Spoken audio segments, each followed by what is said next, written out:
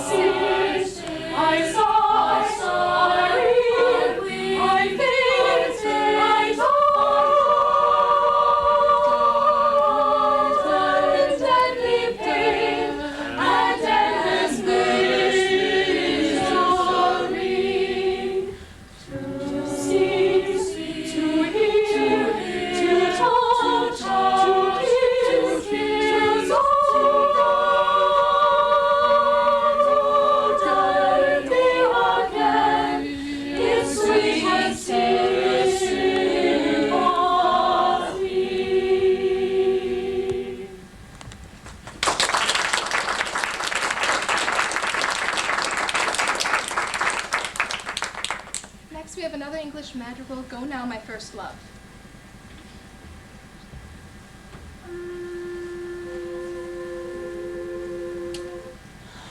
Go now, my first love, far from me. Farewell, I will pursue you no more.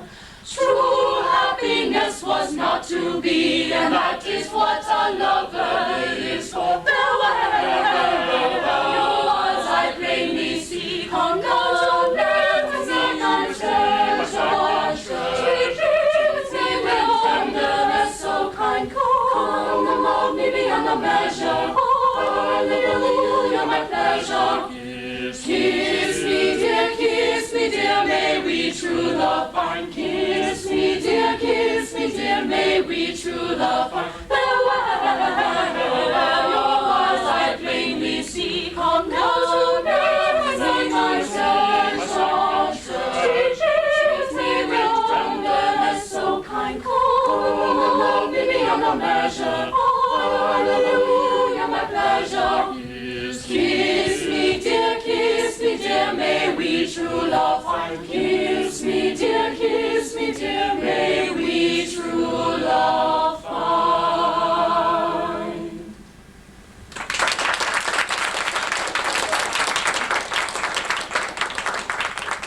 It must also be pointed out that musical notation didn't exist as we knew it today. Therefore, singers learned everything by rote, improvised all the time on the spot, and performed everything from memory because there were no scores to read. Eventually, the singers individually would write down their part to have in front of them, but the problem was that the other parts weren't written down in front of them, so they had no clue where everybody else was when they were singing. but it still worked out okay. False scoring did not appear until composers started to develop musical notation, and then they could provide valid transcripts with what we've known today as notes. Our next song is another English madrigal called We Fill Mine Eyes.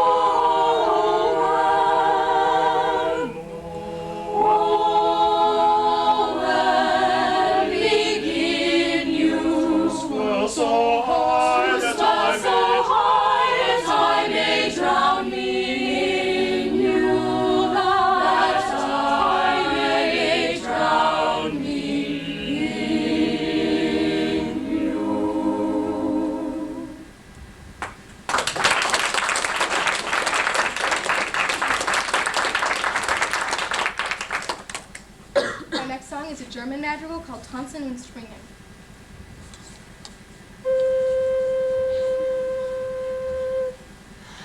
Tanzen und springen, singen und klingen, fa la la la, fa la la la la la. Tanzen und springen, singen und klingen, fa la la la, fa la la la la la. Lauten und Geigen sollen nicht schweigen, zum musizieren und jubilieren, steht mir an mein Sinn. Fa la la la, fa la la la la la, fa la la la, fa la la la la la. Tanzen und springen, singen und klingen, fa la la la, fa la la la la la. Tanzen und springen, singen und klingen, fa la la la, fa la la la la la. Lauten und Geigen sollen nicht schweigen, zu musizieren und jubilieren, steht mir an mein Sinn. Fa la la la, fa la la la la la. The word came from a man by the name of madrigalist, but we now know this to be completely a lie. Today we have come to consider it to mean love poems, or a form of folk music. In 1597, Thomas Morley, one of the best-known writers of the English madrigals, who contributed greatly to the Elizabethan musical culture, said that madrigal music is perhaps the best example of light music. Here's a madrigal by Thomas Morley. This madrigal is called April is in My Mistress' Face, and it's English.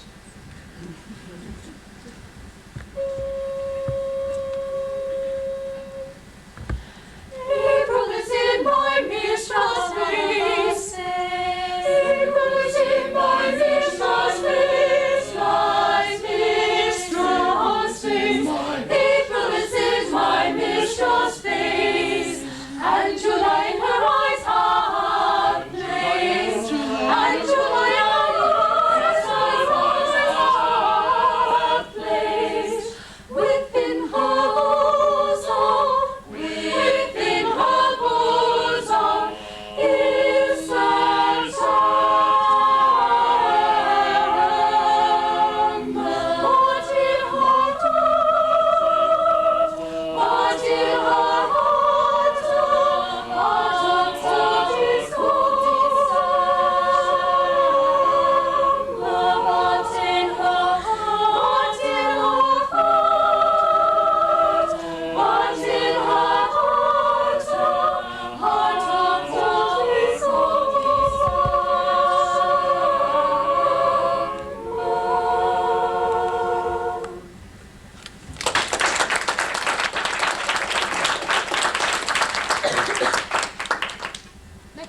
again another English song, and it's Early One Morning.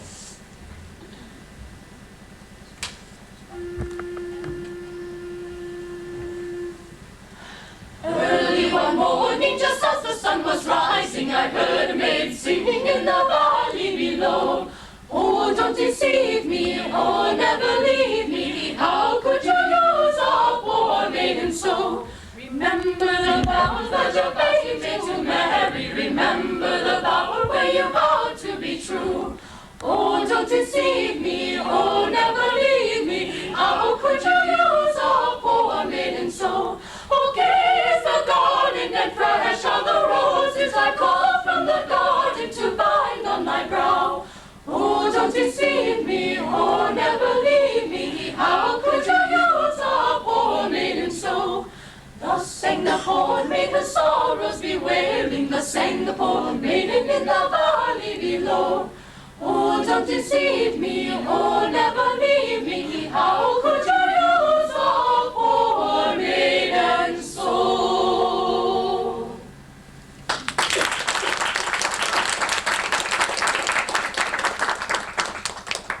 This is the last time I'm speaking, I promise. Okay.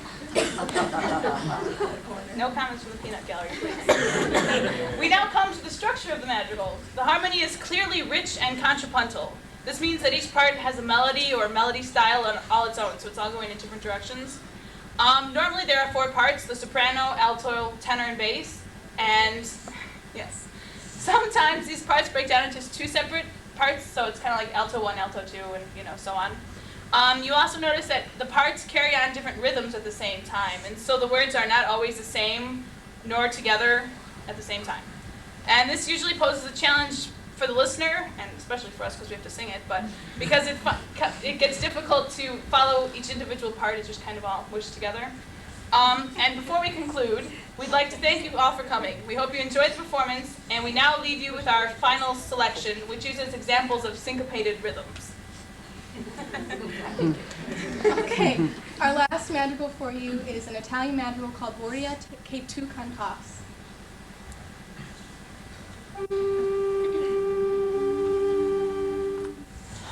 Voria che tu cantas una canzone, voria che tu cantas una canzone, quando mi stai suonando la viola, e che dicessi, oh, mi la sola, oh, mi sola, oh, mi la sola, oh, mi la sola, oh, mi la sola, e che dicessi, oh, mi la sola, oh, mi la sola, oh, mi la sola, oh, mi la sola, mi la sola.